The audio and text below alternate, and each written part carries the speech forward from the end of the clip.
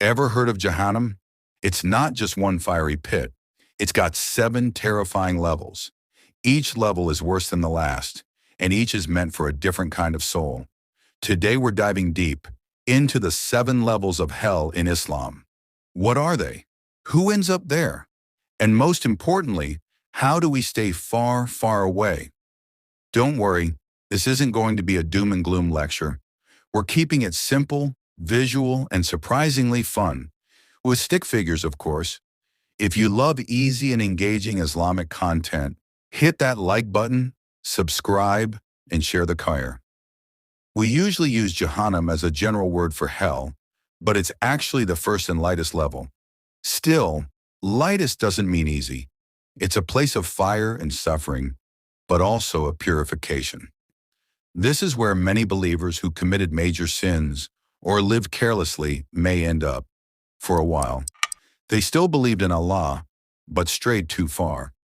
After their punishment, many will be forgiven and allowed into paradise. But don't be fooled.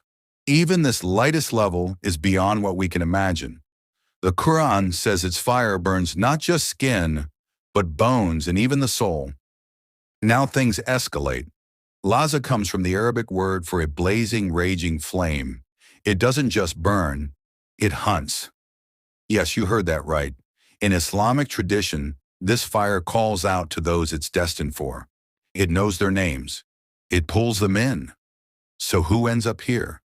Those who rejected Allah, not out of ignorance but arrogance. They saw the truth. They had chances, and they chose pride over submission. Laza burns away not just the body, but the ego, the arrogance, the illusion of power. This level is where hope begins to fade. In Sakar, the fire consumes everything except the soul, leaving people in a state that's not fully alive and not fully dead. In the Qur'an, the people of Sakar are asked, "What brought you here?" Their reply, "We didn't pray, we didn't feed the poor, we indulged in sin, and we denied the day of judgment." There is no comfort here, no water, no wind, no relief, just flames, and the sound of regret. Hutama means the crusher, and this level doesn't just burn, it breaks. The Qur'an says it starts by burning the heart, then spreads outward, destroying the body over and over. This level is reserved for people obsessed with wealth, power, and status. Those who ignore the suffering of others and chase materialism at any cost. Now the things they worshipped, money, status, success, are all gone. They're left with nothing but regret, in flames. Jahim means the blazing fire, and it's for people who thought they were above belief. They were intelligent, powerful, influential. And yet they use that strength to reject Allah, not follow Him. The Quran says the fire pulls them deeper and deeper every time they cry for help. But no one hears them. No one answers. Why? Because they knew the truth, and they chose arrogance. This is where things become truly horrifying. Sa'ir is a kindled, roaring flame. But it's not just physical pain here. This level brings psychological torment too. Here, the worst oppressors and corruptors are punished. Not only did they sin, they led others into sin too. In Sa'ir, they're forced to relive the harm they caused over and over. They can't breathe. The air chokes them. The fire never dies down. There is no forgetting, no escaping, no second chance. The deepest, darkest, most terrifying level of all. Al-Hawiya means the great abyss.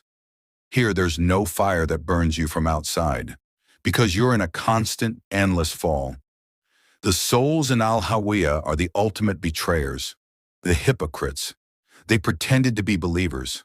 They said the right words, played the part, but secretly worked against the truth. Their punishment? A never-ending free fall. No light, no end, no ground. Just the knowledge that they'll never stop falling and never be forgiven. So now you know Jahannam isn't just one level, it's 7 layers deep, each one a mirror of the choices we make in this life. But here's the beautiful truth. Allah is most merciful. Even one sincere tear of repentance can save a person from all of this. So instead of living in fear, let's live with purpose. Let's aim high, not just to avoid hell, but to earn Jannah. Don't forget to like, subscribe, and share this with someone who needs it. And may Allah guide us all to the straight path. Until next time, Assalamu alaikum.